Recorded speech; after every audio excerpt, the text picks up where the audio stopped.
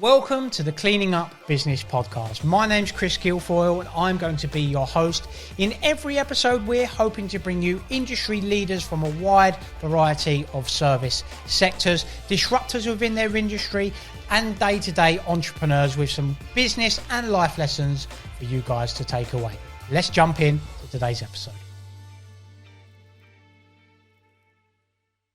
I ended up being the operations manager there. Didn't know the first thing about cleaning at all. You need to leave your preconceptions at the door. And I was a little bit worried that I was a one-trick pony. I love the industry. It's a no-brainer. Back in those days, you'd get 50 or 60 people on it. We're now getting 300. And it was that moment that made me realise that we'd done a good thing. You know, to go beyond 14,000 employers in the UK is a phenomenal thing. One of my regrets is that I didn't get involved in this industry sooner. It's a roller coaster, isn't it? But roller coasters are a thrilling ride. True. What's next for Phil Smith? That's a really, really good question.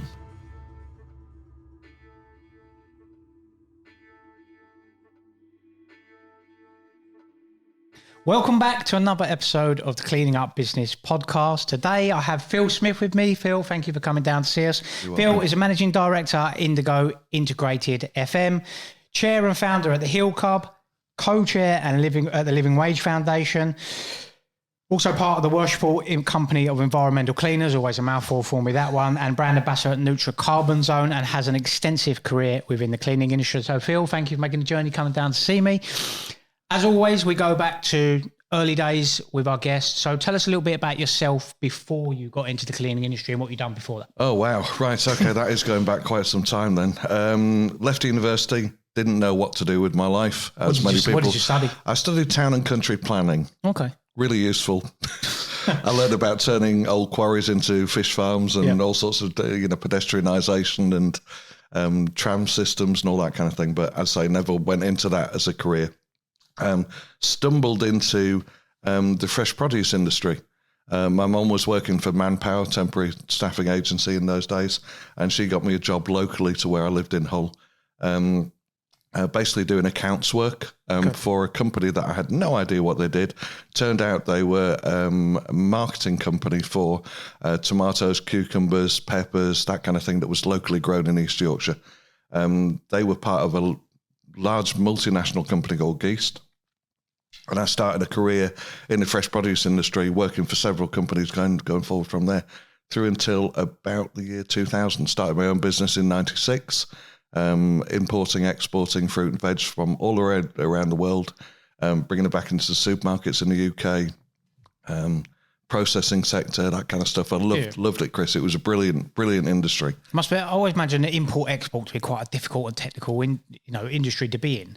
It is, but you like in anything, you build the right connections. Sure. There's a specialist out there that will do the thing that you find difficult. Yeah. You work in partnership with them, you collaborate, job gets done. Yeah.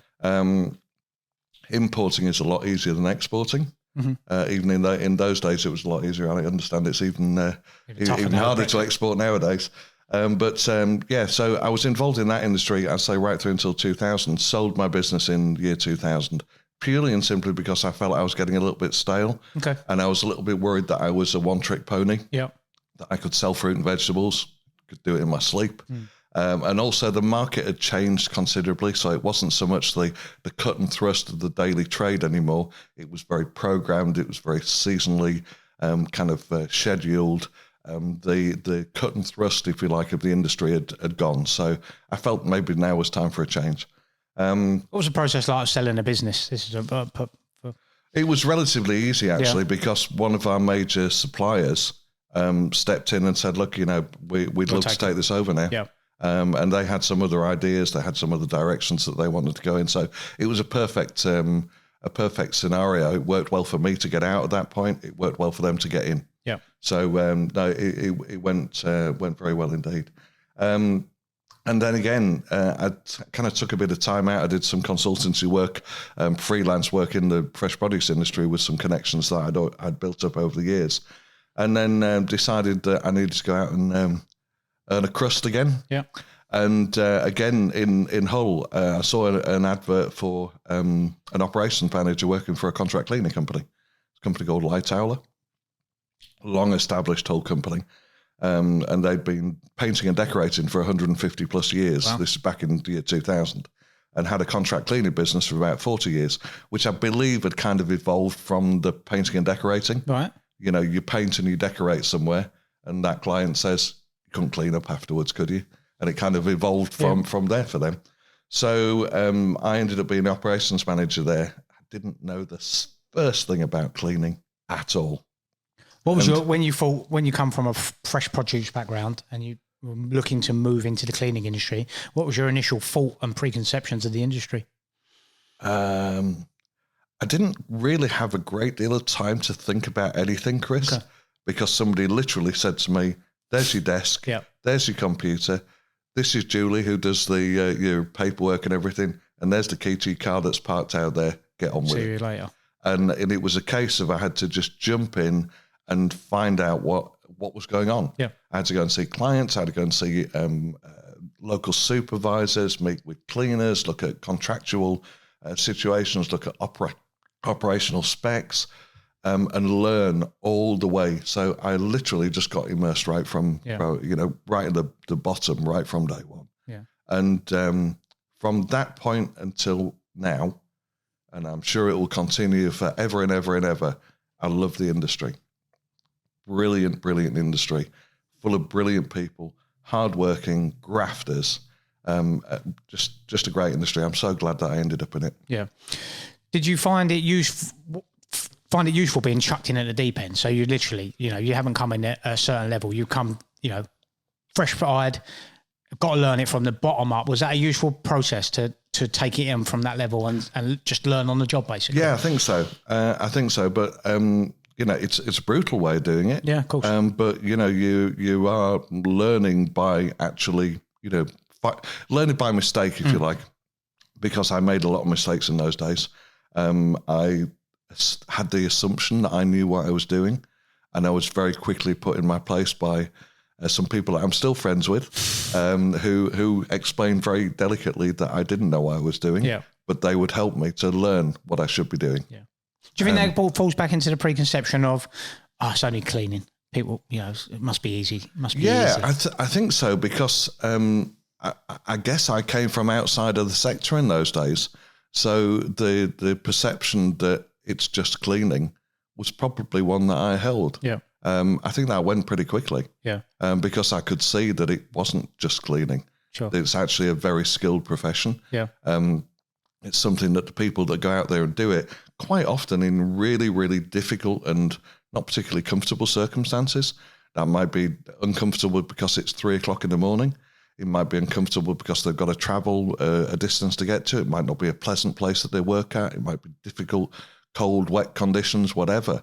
But they do a fantastic job, and they do it with absolute skill and dedication. And I hadn't encountered that up until that point. Yeah. Certainly not. My perception of cleaning was not that. Yeah. Where did you go after? Tell us a little bit about that journey. Well, I realised that, and with the greatest of respect to Lightower, who were a small regional contractor, I realised that if I wanted to expand and grow within the industry, I needed to look elsewhere. So I actually took quite a significant pay cut and ended up working for Initial Cleaning Services. Yep. And I worked there for 2 years, 2 great years. And one thing that I realised about Initial was that they invested a huge amount of resource into training people.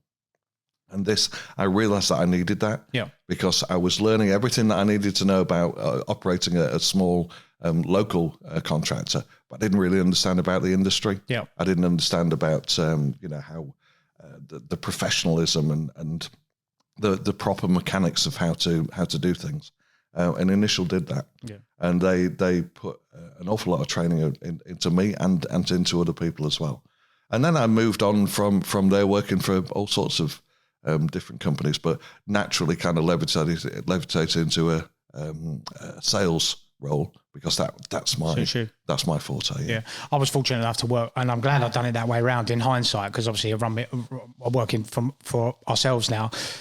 I worked with OCS for 11 years for a multitude of roles, and I'm really pleased I've done it that way round, to be honest, because like you say, I couldn't imagine just going fresh face into the industry in an SME and trying to learn it that way round. Whereas OCS, the development, you have a little bit more breathing space than maybe you do in a fast-paced SME. So I definitely, like you, I'm pleased that I went through that, because like most of the big players in the industry, they're keen to invest in staff at all different levels. So I'm definitely pleased I've done it that way round. Yeah, I agree. And I actually went back to Initial in 2006 in a different role, different division. And they formed part of my education process, because at that point I was working, previous to that rather, I was working in kind of the mid-value kind of sales arena. And going back to work for Initial second time round gave me an opportunity to work in the really, really high value stuff. Contract work, which is again a very, very different discipline, different world. Yeah. So you said you favoured sales. Was there a particular reason for that? Is it like you like the people aspect of it? Well, I'm thinking cleaning, Chris. It's all about people. Yeah, of course. You know, whether it's operations, whether it's admin, whether it's HR, whatever. It's it's a very, very people focused business. Unlike the fresh produce industry that I came from, which very small amount of people, but a huge amount of mangoes and apples and plums and that kind of thing. So we replaced all the fruit with people. But yeah, I think the sales side of things really appealed to me, because it was growing a network. It was going out and meeting people. It was exploring and having a nose around somebody else's premises, which is always interesting. Yeah. You know, some of the places I've been to over the years, York Minster, for example. I've been through all the little doors in York Minster that you sit there looking up at thinking, I wonder what's behind that door. You know, I had an opportunity to go and do that. So I think sales gave me the opportunity to network, to meet people and to go places. Yeah. So tell us a little bit about the journey with Indigo FM. Well, Indigo is quite a new concept. It's been up and running for about a year now. And the whole kind of love affair, if you like, with Indigo goes back to the reason I moved south and to London back at the end of 2008. Good friend of mine, Chris Guilfoyle, was just recently been appointed managing director of Indigo cleaning services. And Chris and I had worked previously with Syra. And Chris rang me and said, look, I've just taken over as MD, need to reinvigorate the sales process. And would you mind coming down and doing a bit of consultancy? So I said, yeah, no problem at all. We looked at a 3-month role. And 15 years later, I'm still here. You must be doing a good job. Indeed, but that was the reason that I came down, and I actually moved and lived in Romford in Essex for a couple of years, and again just had a fabulous time. Loved being there. Great folk in Romford, and Chris and I got together with another couple of directors, and we found that the Indigo business at that time, Dutch owned. By the Verbago organisation, had finished a large contract, because Indigo in those days was known for being airport cleaners. Right, okay. Everywhere you went, any of the major airports in the UK, Heathrow, Gatwick, Stansted, wherever, was all cleaned by Indigo. So a very well-known brand. And we, because that contract had ended, the company had kind of reduced from, I think, mid-30 millions, 34, 35 million, down to about 8 million. Wow. So it's a big change. Is that due to saturation in the aviation industry? It was, I think the contract came to an end. Okay. There were, I'm not entirely sure the reasons behind that, but that contract came to an end. And obviously because it was such a huge proportion of the business, it was 20 million plus. Yeah. That went, and also a few of the other bits and pieces that were kind of surrounding the airport locations themselves, which naturally were part of that contract association. That went as well. So we had to kind of redesign Indigo in those days. That's a big jump, isn't it? It was a big jump, and it was a big challenge. And I think as a consequence of it being a big challenge, the people that were there getting stuck in with their sleeves rolled up and tackling that challenge, we just grew together as a family. It was a really close bunch of people. I'm still friends with them all. Yeah. We still have regular reunions and catch up. We're still on Facebook, and just the banter there and that kind of thing. So really, when I decided to start my own business at the back end of last year, because that Indigo name had gone, it'd been Indigo back in the day was acquired by Facilicom. Facilicom was then in turn acquired by kingdom.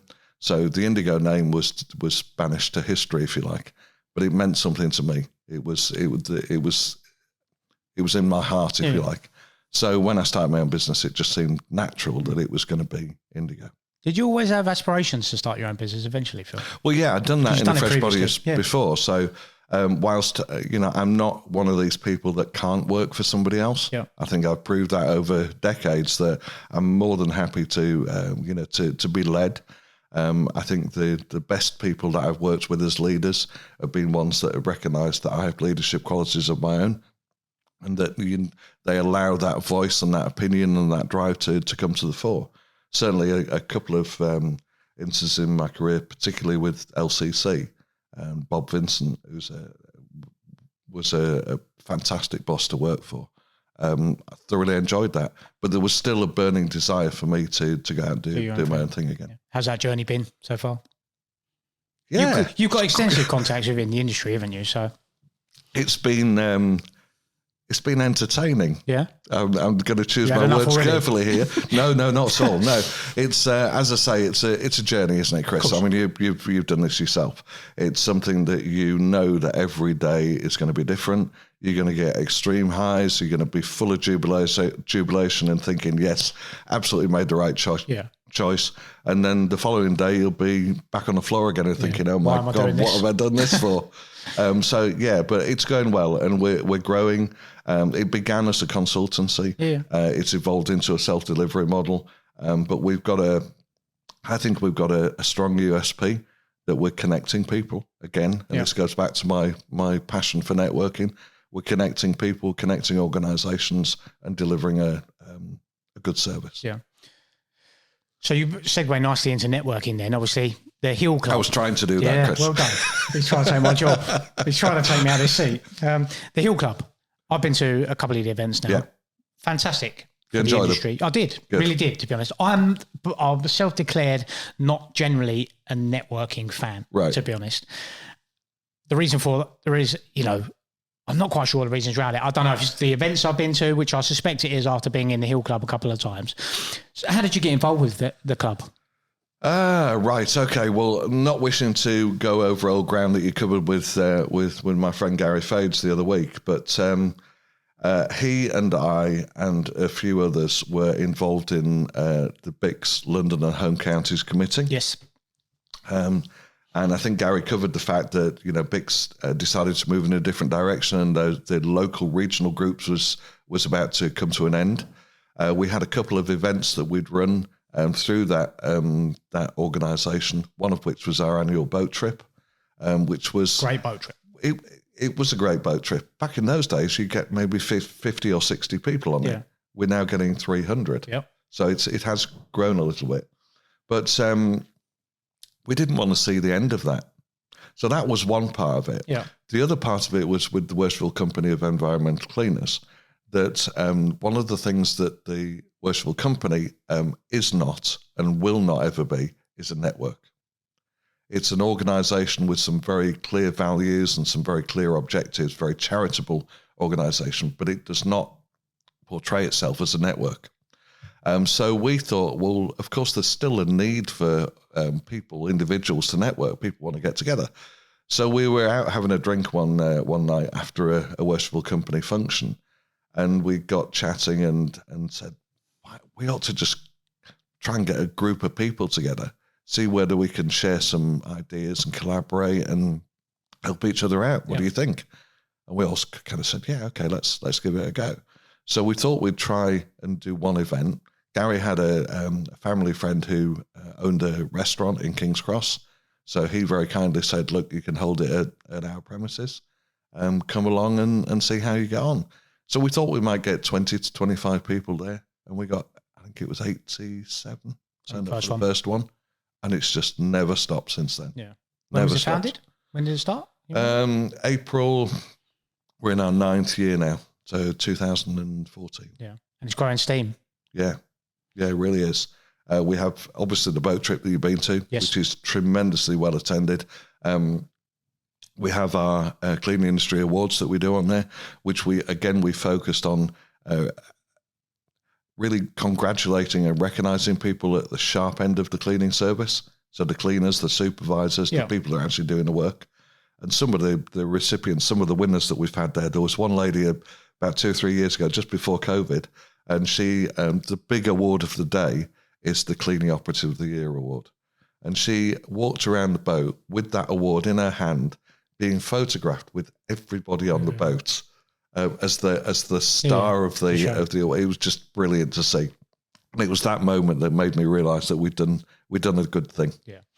We've got to recognise those people, haven't we, at the end of the day? Totally. Without them, there is no cleaning industry. And it just shows that most cleaning operatives, ground level technical cleaning operatives, they're proud people, right? They really are. And they're proud to be in the industry, people. They're the unsung heroes. Yeah, 100%. We talked just before we began filming, we were talking about the fact that the cleaning industry tends to operate in the shadows. Yeah, definitely.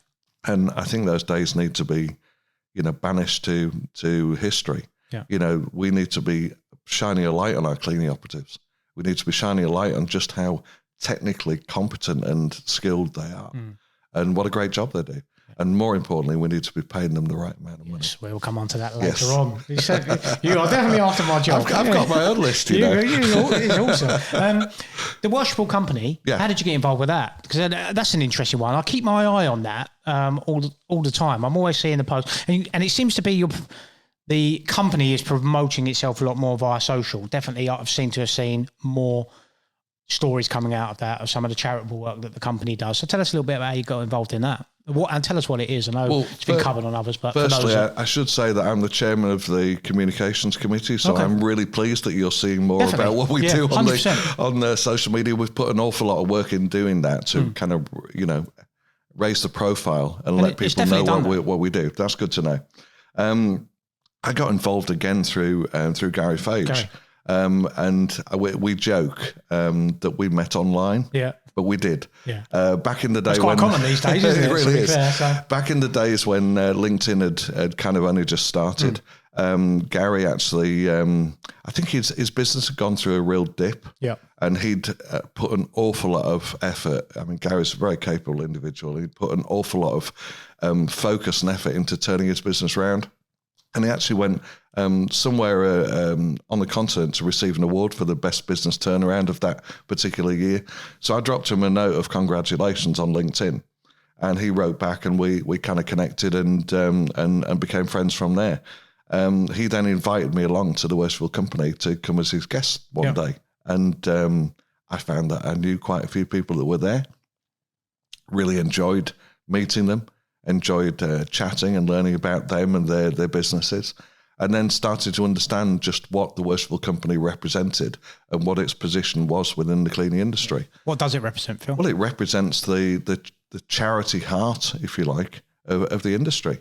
It recognises the professionalism of the industry as a guild of skilled operators, which, if you look back at the history of the whole livery movement in the City of London, it was dependent upon you being a guild of skilled tradesmen. Yeah.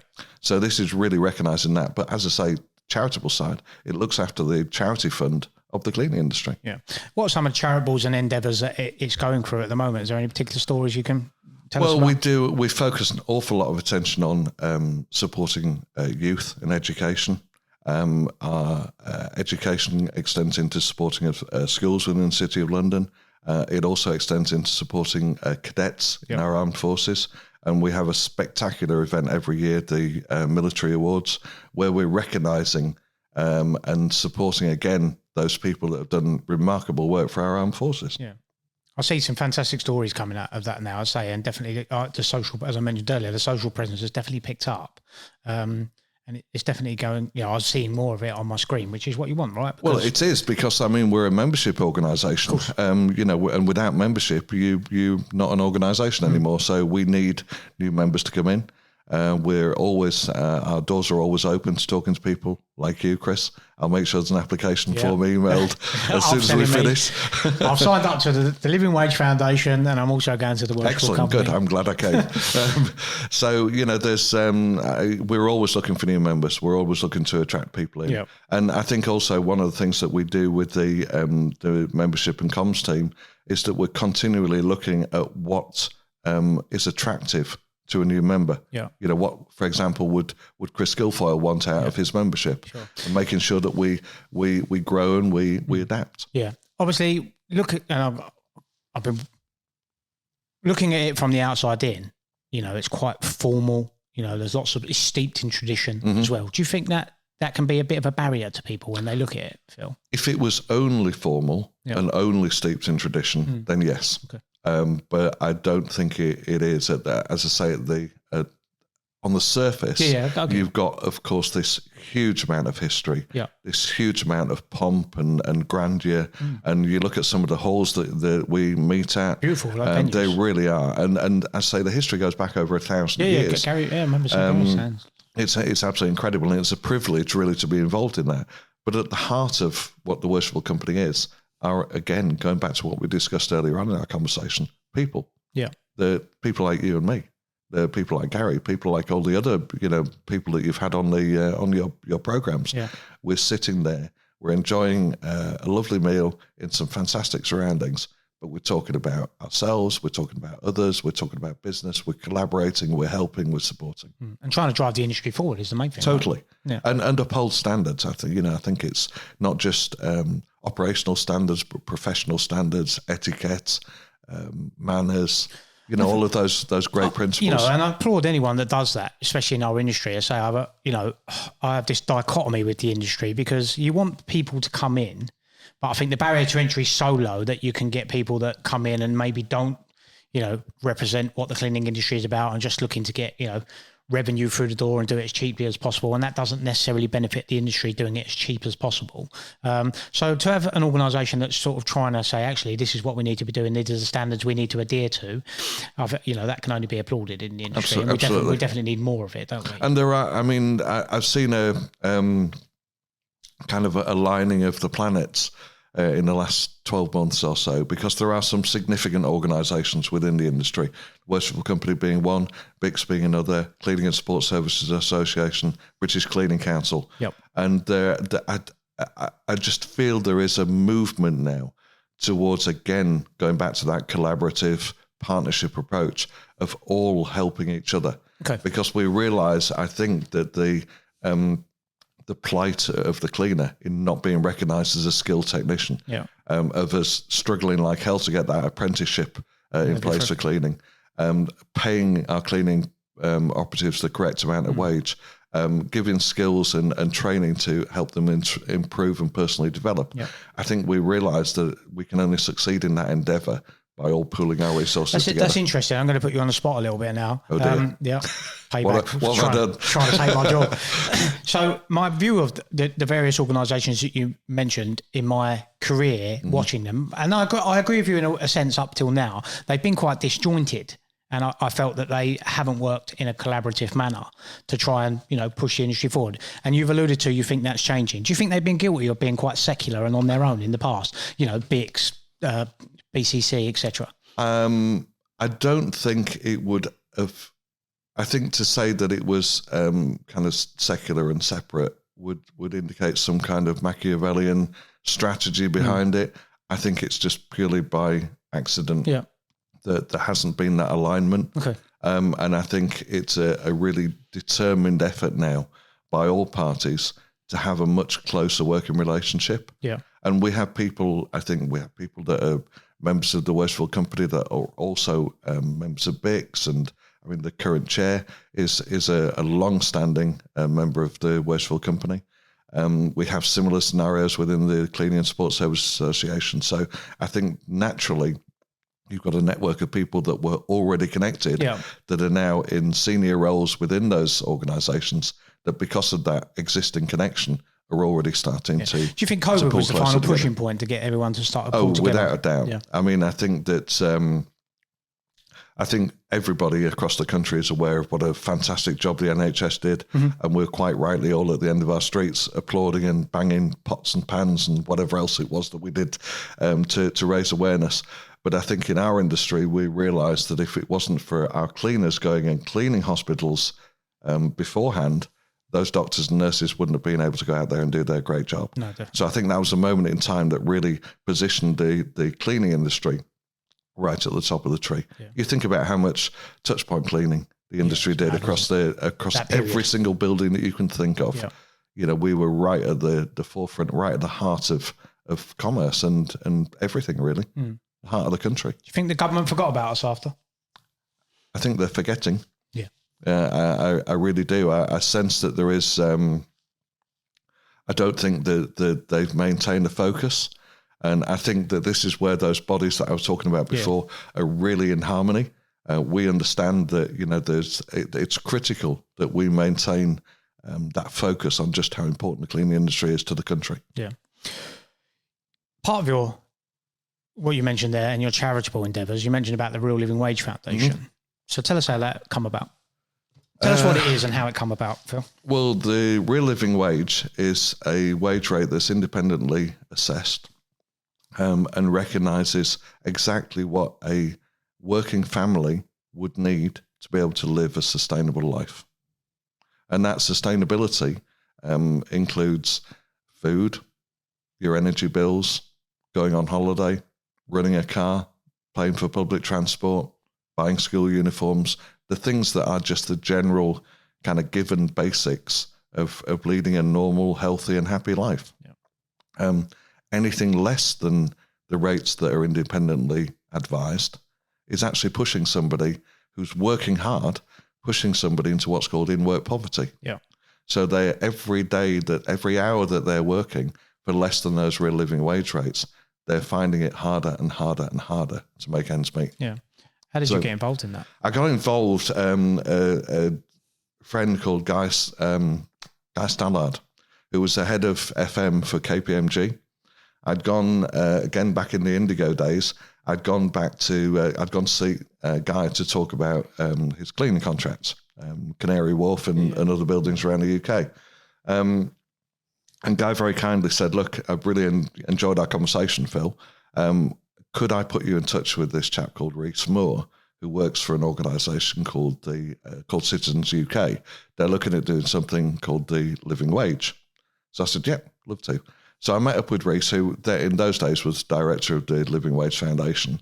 We met up and had a coffee in Victoria Station. What year was it? When was this, Phil? That would have been 2011.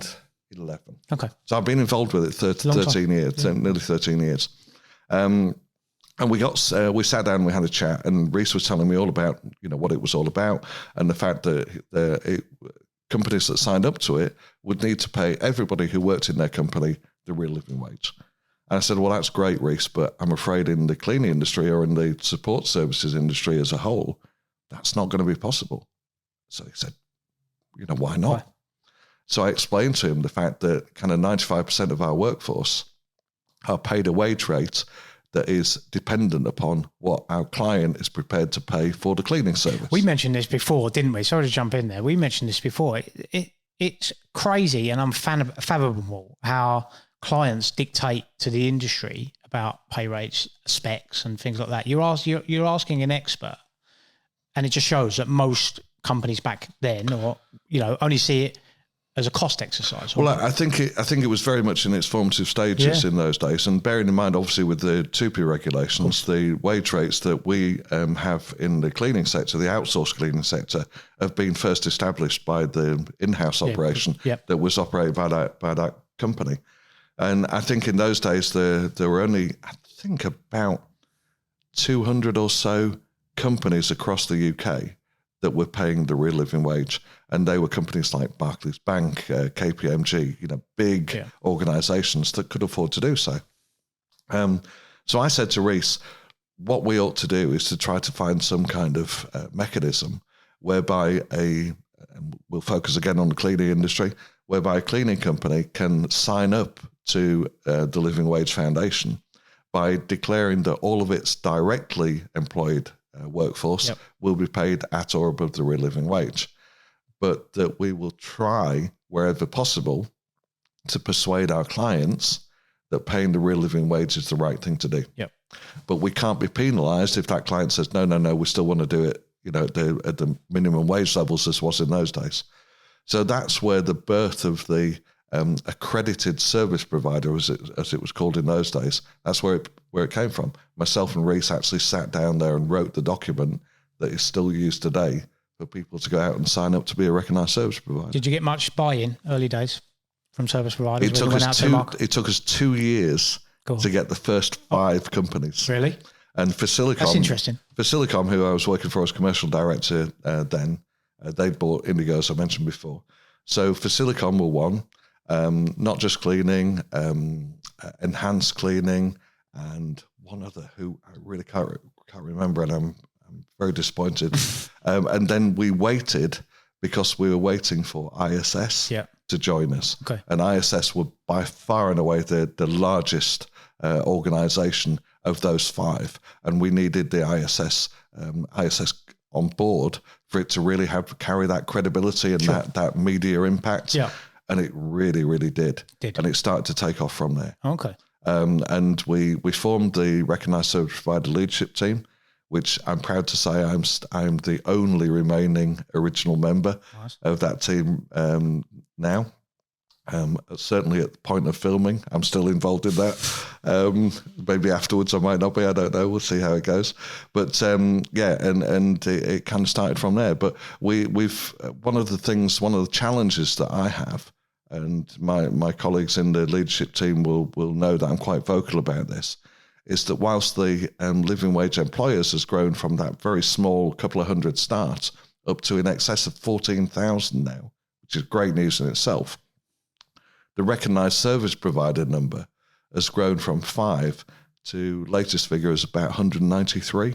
Okay. So it's a much, much smaller. Number. And when you consider how many thousands of cleaning companies, catering companies, domestic service providers, security operators, the many thousands of companies that are out there, there's still some blockage that's stopping people from signing up. Now, my initial thought to that would be, people don't want to have them tough conversations with customers to say, this is the line we're going down. We're going to pay our staff the real living wage because that's what they deserve. That's what everybody, deserves. How do you encourage contractors to overcome those conversations? I think you've got to get on the journey. Yeah. You've really got to get your head around exactly what the limitless benefits are. I'll just ask a quick question to you, Chris, if I may. You can. How are you finding recruitment these days? Yeah, I mean, I'll be honest with you, and I say this to people all the time. We mentioned off camera, we're not part of the Living Wage Foundation yet, but we pay it because I reached out to you a couple of weeks ago, as I mentioned. Yeah. I honestly think the days of getting someone for minimum wage are gone, Phil, to be honest. Like what you're alluding to is recruitment is tough at the moment, and I have to pay, in some instances, depends where the contract is, well above the real living wage to even get someone through the door for 2-3 hours. Absolutely. And not only is it difficult to recruit them, it's difficult to retain them. Sure. If you are paying the government's national living wage, what is that at the moment? 10.42 at the moment. Obviously due an increase, but it's still considerably lower than the £12 that's just been issued nationally for the real living wage. If you're paying that level at the moment, you are going to have a higher than average churn on the contract, because cleaners will, as we all know, over the years, they will move for an extra 20 pence an hour, 50 pence an hour, an extra hour's work per day, whatever. They will make that move because it's crucial to them to get that income. So I think the clever organisation, the clever client and the clever supplier of that client are looking at the macroeconomic situation of the risk of not paying the real living wage. And when you factor in that you eliminate a dip in service, you eliminate a churn in staff, you eliminate recruitment costs, you eliminate costs of reissuing of uniforms, of additional training, et cetera, it's a no-brainer. Yeah. It's a sensible thing to do. That no one thinks about, totally. Aren't they? So if your client wants to get a great service at the right price, paying the real living wage is the way to go. Yeah. And if I dare say, at the moment, you probably find that if you've got a 10 cleaner job, you mentioned one earlier on, you got an 8 cleaner job. If you were paying 7 of those cleaners the real living wage rather than the wage rate that they're potentially on at the moment, you probably wouldn't need that 8th, because the increased productivity from the increased attendance and better performance and the feeling of actually being recognised and appreciated that the cleaners get would cover the vacancy that you're probably carrying at the moment for that 8th person. Yeah, and it was quite interesting to hear that only 190. You've only got that's quite low, isn't it? It is low, and that surprised me, to be honest. it increases every year, which is good. So we get a couple. Sure. Always we get a couple of people that drop out purely and simply because businesses close. Or they can't sustain the payments anymore. There are a whole host of economic reasons why that may happen, but the number increases every year. Yeah. But for me, having been with this right from the beginning, it's never increased at the pace that I would like it to increase. Ultimately, I'd like every single cleaning contractor out there, every single caterer, every single security person, every single outsourced service provider to be signed up and paying a real living wage. Yeah, and then how. I should point out as well, Chris, sorry to interrupt, no, go for it. But we have had instances where, and I won't name them, but they all know who they are. There are companies that had started out as a recognised service provider, i.e. trying to pay the real living wage to as many people as possible, but not being able to. Yeah. And they've actually now progressed to become a living wage employer. So 100% of their workforce is now paid the real living wage. Cleaning companies. So it can be done. Yeah, and I think it needs to be done. Let's say, and that might help with, there's always going to be someone that's going to do it cheaper. We know that, but it just helps with all the points you alluded to. How are you going to try and push that ruling? Because it's definitely something that needs to happen, isn't it? Well, we've just come off the back of Living Wage Week. Yep. How'd it go? It went really well. As I say, there's, and I want to just kind of compartmentalise my concern about not growing the service provider quickly enough. As I say, it is growing, but it could do to grow more. But in terms of the living wage employers, we had a huge amount to celebrate. To go beyond 14,000 employers in the UK is a phenomenal thing. Now, what I would like to do, and I've spoken to Catherine Chapman, who's the director of the Living Wage, I've spoken to her at length about the next phase as far as I'm concerned, and that is to make sure that those 14,000 employers who will say, for example, to their cleaning contractor, we're a living wage employer, so you must pay your cleaning team the real living wage. So that cleaning provider will pay the real living wage to those people on that contract. Yep. But there's nothing that's forcing them, that's mandating them to become a recognised service provider and therefore try to pay the real living wage to every other contract that they do. Yeah. So I'd like to see the 14,000 living wage employers making it clear to their supply chain that in order for them to be a supplier to their organisation, they must be signed up as a recognised service provider. Yeah, so it needs a top-down approach, really, it does. It? And at the end of the day, our clients are, in the driving seat. Yeah, of course. We're servants in a way to them. Yeah. So if they and we all have ISO accreditations, course, yeah. And we all have a certificate for this. We all have insurances in place. Those things are all driven by our clients' requirements for whether it be health and safety or performance or professional credibility. Yeah. So why not make it the same for the living wage? Yeah. Say we try. And the honest reason for that is one, we try and educate clients, but that can be difficult sometimes, depending on the size of the customer. As I say, we sort of naturally lean towards paying the real living wage and above because we can't recruit for anyone lower. So, Well, I say that is the natural rate now. Yeah. I'm hearing lots of stories and, I really hope that this is a permanent thing and not just a temporary, labour resource driven issue, but people paying well in excess of the real living wage. Yeah. Because that's what's required. Well, I think about it from my perspective. You think about it from a part-time perspective. Say you're doing 2 hours on a cleaning job. You've got to drive 10, 15 minutes, give or take, either side. If you're doing that for £10 an hour minus your fuel, it's not going to happen, Phil, is it? Exactly. So you've got to be pushing the 12, 13, 50 and above. Well, one of the things that I pioneered many years ago, and I'm very open about the fact that I'll help anybody to try to get the real living wage into their industry, into their business. And one of the things that I worked on was developing cost models that would actually absorb a lot of the increase. We talked about the cost savings that you can develop by paying the right wage.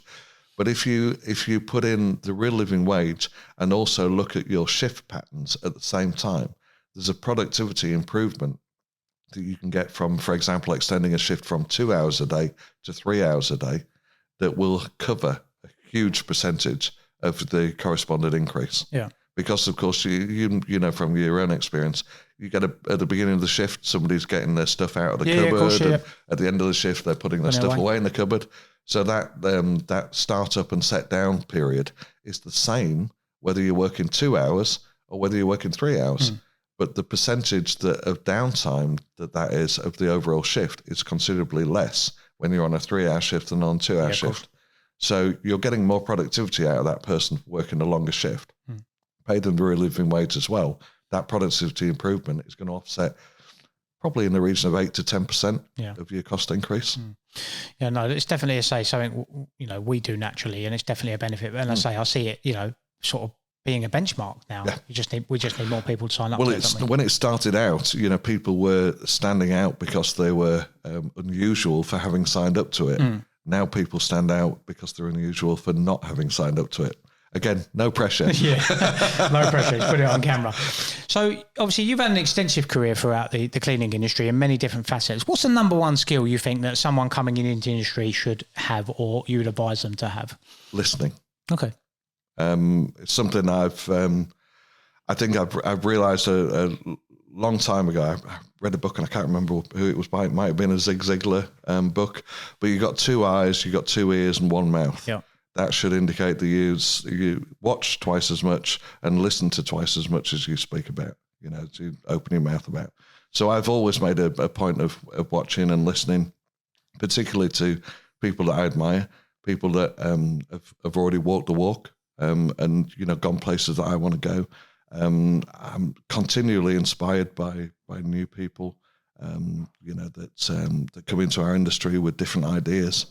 So I think listening is definitely the thing. Number one skill. Yeah. Do you think the industry, how has it changed since you've been in the industry? Has it moved much? Because I've said this to a few guests now.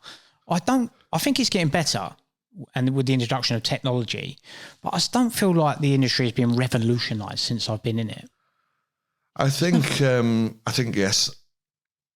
I would disagree. I think it has. I think it's been revolutionised by innovation. You've only got to look at robotics, for example. Yep. You know, the things that those things can do now are absolutely incredible. But I think the biggest revolution within our industry has been about the way that we treat our people, particularly inside the industry itself.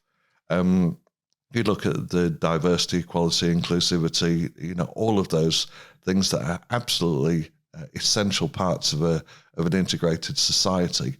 It exists within the cleaning industry. I think it exists within our industry more so than it exists on the outside in the outside world. Yeah. I think we're recognizing, applauding, rewarding, celebrating our workforce. Quite often those people are at the lowest kind of ebb of life, lowest earners, lowest, living on the edge of poverty, if not in poverty.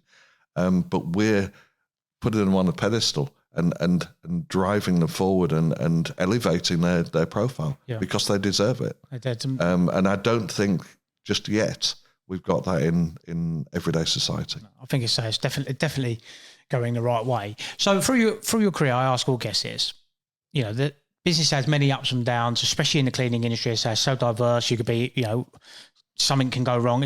Can be quite a reactive industry. You know, something's gone wrong or whatever it may be. Has there been a particular low point in your career that you can recall and you can tell us about that you've had to overcome? I'm sorry to disappoint you, but no. No, there hasn't. I mean, I think I've been pretty lucky that it's been high points all the way through. Yeah. Or certainly not low points. No, I never thought about going back to the fresh produce industry. I did for a time, actually. Yeah, I found one. I found a low point. I did for a time, and that was at that point, I think, going back to the light hours days where I didn't know whether I was moving forward or not. Yeah, of course. And you get to that point, and it's a bit like if you move to live in a different country, for example, the first few months of you being there, it's really exciting and you're kind of on holiday. And the next couple of months after that, you're thinking, have I done the right thing? You know, you start to feel a bit homesick. And you either then, at the end of that first kind of 6 month period, you either go home or you go native. Yeah. And I think in the early days of being with Light Howlers, and my first steps in the contract cleaning industry, I think I did reach that point where I was thinking, you know what, maybe I should just go back to what I know and what I did before. And then something must have happened. I can't recall what it was at the time. It might have been, a particular sales win or, contract retention or something or other. But I thought, you know what, I'm going to stick with this. I like it. Yeah. I have that. There are ebbs and flows of business, ups and downs. One day I want to sell it. One day I absolutely in love with it. So I totally emphasise that. It's a roller coaster, isn't it? Oh, but roller coasters are a thrilling ride. True, very true. Yeah, like we mentioned off camera, there's the markets can be difficult at the moment. I've got certain customers that are saying, we need to reduce ours because they just want to save money, but then on the flip of that, we've got a big tender out at the moment that we've just found out we've got through to, presentation stage. So it is up and down on a daily basis. Yeah. I had a day the other day. I went to literally one meeting in the morning. It was absolutely fantastic. Come out of there and then went to another meeting. It was the polar opposite, So yes, it is a mix of emotions. I always try to finish the week on a high. Yeah, if you can, finish the Friday, even if it means you've got to work until midnight. I'm with you on Friday, so that's definitely a plus. So you mentioned about, not so many low points that you can recall. Is there a particular there's probably loads, but is there a particular fond memory that you can think of within the industry that you can tell us about? Yeah, and again, it goes back to people. When I took a big move geographically.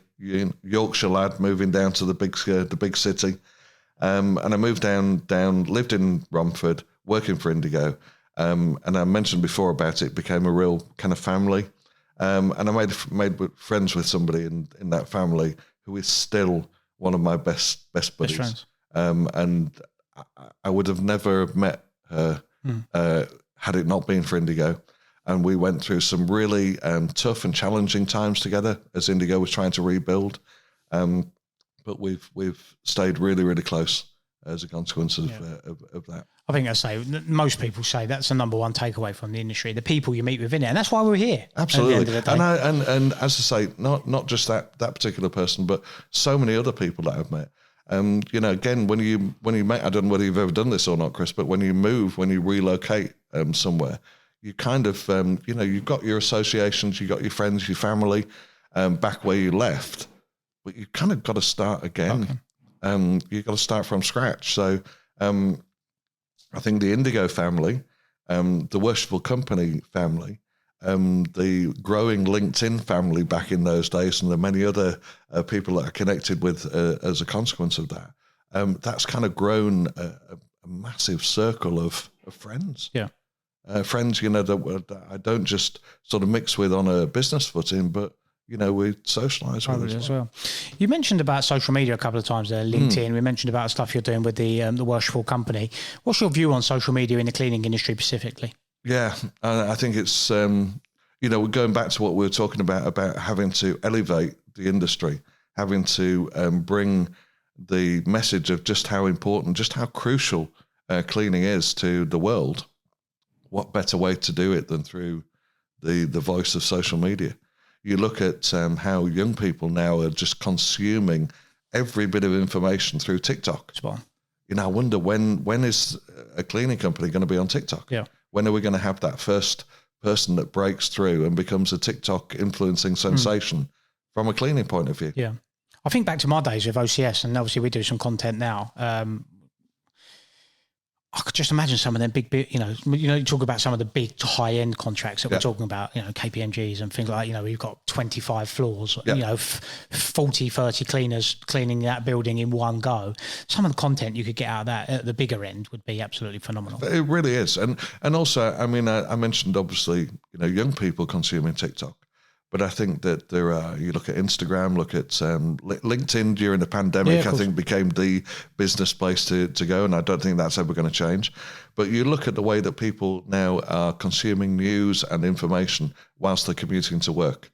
It's short 90-second video clips. It's a reel, it's a picture, it's a click through or, whatever. Yeah. And I think it's a great way of us being able to very cheaply as well, which is good. Yeah. Very, very cheaply take a small voice and make it and amplify it. Get it out to the masses. Yeah. What's next for Phil Smith? I'm going to finish that coffee that's gone cold. Yeah, that's sitting over there. Cold. What are your plans for yourself and Indigo? I really want to. I'd like to grow it. Obviously, I'm not doing it just to sit there and do nothing. But as I say, the reason why I started the organisation in the first place was to try to connect a disenfranchised supply chain with a disenfranchised client chain, if there is such a phrase as client chain. Maybe I just created that one. Trademark that. But there are lots of organisations out there that are perhaps kind of falling under the radar for the big FM providers. They deserve just as great a service as the big guys can provide. Yeah. But on a smaller level. So that's where we fit in. And it's all cleaning led. So I'm not, we're not involved in hard services, fabric maintenance, that kind of thing. But it's about bringing best in class partners to the table, and I say giving that shared voice. Yeah. I'm sure it'd be an interesting journey. I'd like to retire before I'm 80. Yeah. If that's possible. You've got loads of years left, haven't you? Yeah, loads of years left. For someone that's new to the industry or just getting in, you mentioned about, having the ability to listen. Yeah. But you're talking to me. I'm not in the industry. But I'm coming into the industry. What would the number one piece of advice you would give me, Phil, to take away from today? That's a really, really good question. I think you need to leave your preconceptions at the door. I think you need to go in with a really open mind, immerse yourself in every single part of it that you can, volunteer to do that job, learn, get a holistic overview of the entire business, and then kind of determine exactly which part of that really inspires you, whether it's looking after people, whether it's looking after finance, whether it's looking after our operational function, or whether it's selling, whatever. But understand, learn from experience what is the one that really inspires you and the one that you enjoy. So at the end of the day, if it inspires you and you enjoy it, you're going to be good at it. Yeah. And you mentioned it there. You just highlighted there how many different facets of the industry there are to go down. People think, I was a cleaner, I'm just going to be cleaning floors or vacuuming or whatever it may be, and that's not the case, is it? There's so many it's not. And I mean, I'm doing some work with a charity organisation called No Going Back at the moment. And No Going Back is we're helping people that have gone through the criminal justice system how to get back into work. So they'll come through the prison service looking for a role. We've now got a community interest company called No Going Back Cleaning. Yep. To give them that opportunity to be able to go into that. And the discussions that we have with people when they're considering that is exactly as I've just said. This is not just a case that you're going to go in and become a cleaner. Yep. You may start at that point, but that's almost like a first foot into the full FM industry now. Yeah. You can start as a cleaner, and then 5 years' time, you're a maintenance manager, you're a service technician, you're a rope access window cleaning specialist. Yeah. There are so many different directions for you to travel in from that entry point. And I've seen so many success stories of people that have done that. And that I think of Sean Fisher from OCS. I mean, I looked at his LinkedIn profile. He started as a supervisor, cleaning supervisor. And now he's CEO or managing director of one of the biggest commercial and FM companies in the world, actually, with their recent merger. So it can be done, can't it? Well, I think that's, again, going back to the kind of the media exposure and the story that we need to tell. I think the outside world, particularly from a recruitment point of view, needs to understand and needs to be have it made clear that whilst you may start as a part-time, 2 hours a day, hourly paid cleaning operative, the opportunity for advancement and for progression and some big salaries and big benefits endless, are there. Really? Yeah. And it's all, I hasten to add, you can enter into our industry with no qualifications. You'll get your qualifications and your training, fantastic training, all on the job. Yeah. I actually look back at my fresh produce career, and as much as I enjoyed it, one of my regrets, if I have one, is that I didn't get involved in this industry sooner. Yeah.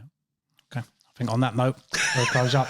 Phil, where can people find you and Indigo FM if they want to search you online on socials? I'm all over LinkedIn. Yep. Our website is www.indigoifm.com. Yep.